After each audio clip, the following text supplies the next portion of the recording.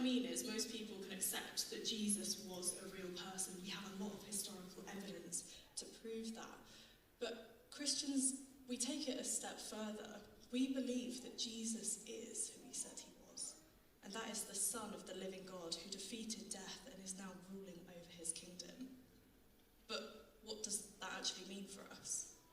When we're presented with Jesus like this, there can be some different responses.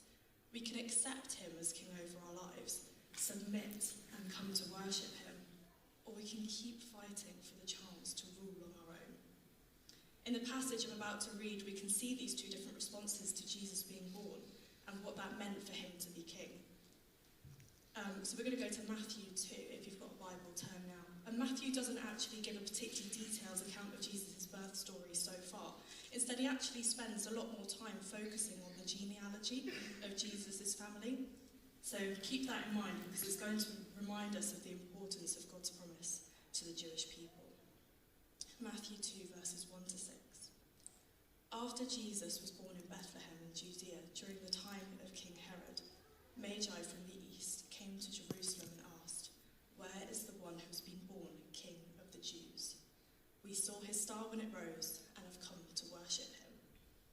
When King Herod heard this, he was disturbed, and all Jerusalem with him.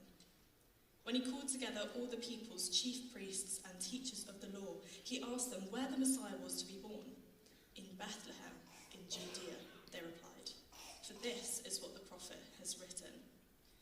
But you, Bethlehem, in the land of Judah, are by no means least among the rulers of Judah. For out of you will come a ruler who will shepherd my people, Israel." We read this passage, and many of us, if we've grown up in the church or been to nativity things before, we know this story. The Magi see a star that leads them. They make a stop at Jerusalem before going to Bethlehem and give baby Jesus some wonderful gifts and then go home. But there is a lot more to it than that. The Magi were wise astronomers, magicians, worshippers of other gods and deities who travelled far from the east to worship Jesus. While they weren't from Israel and they weren't part of God's people, they would have had some understanding of some of the Jewish prophecies and scriptures about the coming Messiah. Their reaction was active and intentional. Though they weren't already part of the kingdom of God, they could see that something big was happening. And their response? "We saw and we have come to worship." Herod's response is pretty much the opposite. In verse 3 it says, "When King Herod heard this, he was disturbed, and all Jerusalem with him." For context, Herod was a powerful ruler who sided with the Roman Empire. He was notorious for defending his throne and even cut out family members who might have posed a risk to his bloodline. Herod would have been right to consider himself king.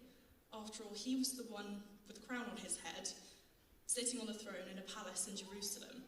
He had military power, many wives, control over his people, money. He certainly fits the idea of a king at that time.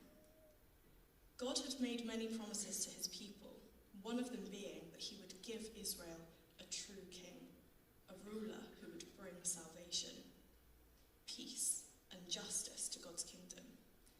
And Herod knows he isn't the one to fulfill this promise.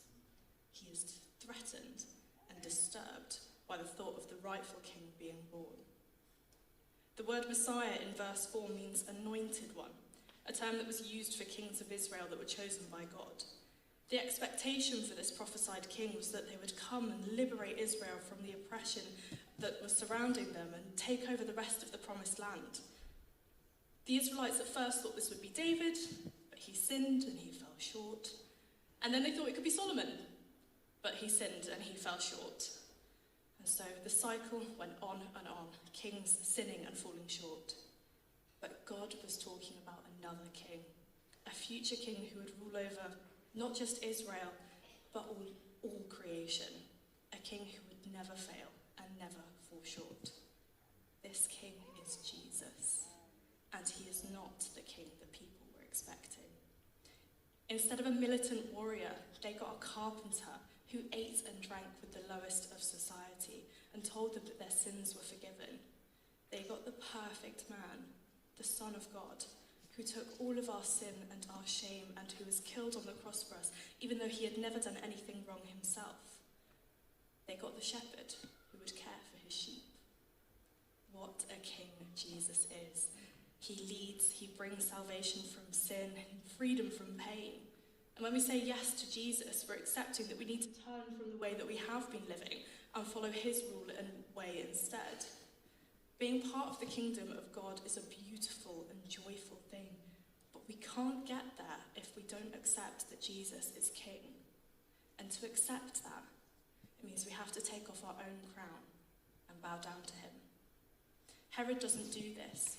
He's disturbed by the threat of a rightful ruler and begins to plan how he can kill Jesus. He doesn't get it. Herod's kingdom, in comparison to Jesus's, is like building a sandcastle outside of Buckingham Palace. If you've ever enjoyed a good beach holiday, and I'm sure many of you have, you'll know that building sandcastles can take some time and effort. When I was younger, the best ones were always big. They had a moat around them, seashells on the side, maybe a flag. But if you've spent time making this, so much effort, and then you look up and you see a real palace, all of a sudden your little creation doesn't seem very impressive anymore. And after all, only one of them will survive a rainy day. Herod has the opportunity to worship Jesus, but instead he's trying to find a way to hold on and remain in charge. It can sound a lot like us. We hold on to what we can and we refuse to accept that Jesus' way is ultimately better. Might sound like this. God, I don't want to do it your way. I don't need you. God, I know you want me to give this money away, but I just can't. God, I know that you're asking me to give this up. I know you've said it's not good for me, but I think it will do me better to keep going on. We don't want to give things up. We don't want to give things to God because we think that we can do it on our own, but we were never, ever made for that. Have you ever been successful following your own will instead of God's? I don't think that's ever worked out for me. In fact, I've had to do some work aligning my heart to be one of a servitude to God. I graduated from university last year, ready to jump into the industry that I had so passionately studied. I didn't expect to be a full-time intern working with students and youth here, because I had a plan. I knew what I was supposed to be doing. Graduate, try out a few industry jobs, find something, go full-time, but God knew better. What would I do? Was I going to actually listen to what God was asking me to do? Would I say yes to God and no to myself? Would I lay down the desire for a career that I had craved? Would I lay down what I wanted and say yes to God being king? It wasn't an easy decision to make, and I prayed, God, if you want me to do this, change my heart. I want to serve you, but I know where my heart is set. I know what my mind is thinking. And eventually, I did say yes to God and no to myself. I knew that no matter how good I thought I was at making plans, God ultimately is better at that. So I know that wherever I'll be in my life with so many things like that, I'll actually just be having to focus on saying yes to God, and sometimes that means saying no to myself. Are you allowing Jesus to be the king of your life? Are you holding on to governing and reigning on your own strength instead of worshipping the true king? If you're still trying to be your own king, how's it going? I'm presenting you with the same opportunity that Herod and the Magi had. Jesus is here. What are you going to do? Do you recognize him as the true king?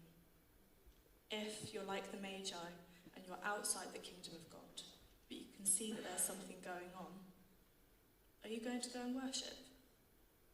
And if, like Herod, you're supposed to be living under the rule of God, but you aren't, how are you going to learn to submit to him?